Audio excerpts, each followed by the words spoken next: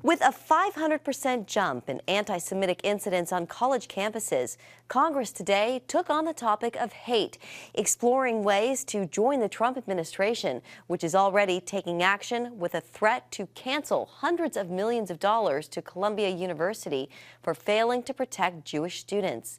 CBN's Caitlin Burke is covering the story. Caitlin, tell us more about how Congress is responding to this dramatic rise. Jenna, there's bipartisan agreement that anti-Semitism must not be tolerated. Two pieces of legislation are currently before Congress, including the Protecting Students on Campus Act, which would ensure schools have the funding to respond to complaints of violence or harassment, and the Antisemitism Awareness Act, which provides a clear definition of anti-Semitism to help enforce anti-discrimination laws. Republicans say both must pass, and universities should be held accountable for what they allow on their campuses. Universities have been put on notice.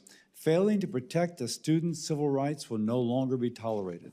If universities refuse to follow the law, to address discrimination on campuses, and to support Jewish students, then they should not expect the support of the federal taxpayer. Senator Bill Cassidy criticized both the Biden administration and Democrat leadership for refusing to consider either piece of legislation.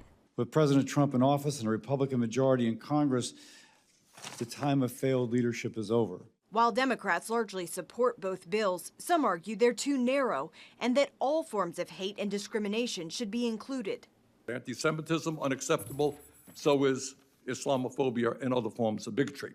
Vile hatred is not something that should exist in the United States, whether it is racism against the African American community, whether it's sexism, whether it's homophobia, whether it is xenophobia. The Trump administration is investigating 60 universities over allegations of anti-Semitic discrimination and harassment, while accusing the Biden administration of failing to enforce Title VI of the Civil Rights Act, which protects students from discrimination on campus.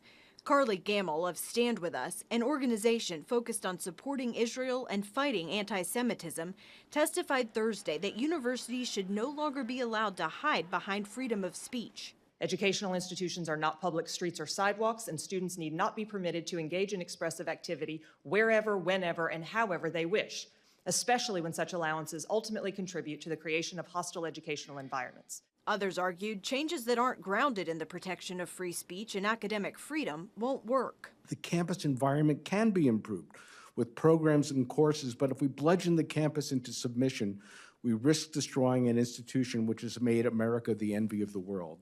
We cannot burn down the house in order to save it. According to the Anti-Defamation League, 83% of Jewish college students have reported witnessing or experiencing anti-Semitism on their college campus since October 7th, and many continue to feel unsafe or unwelcome. Jenna? National security correspondent Caitlin Burke, thank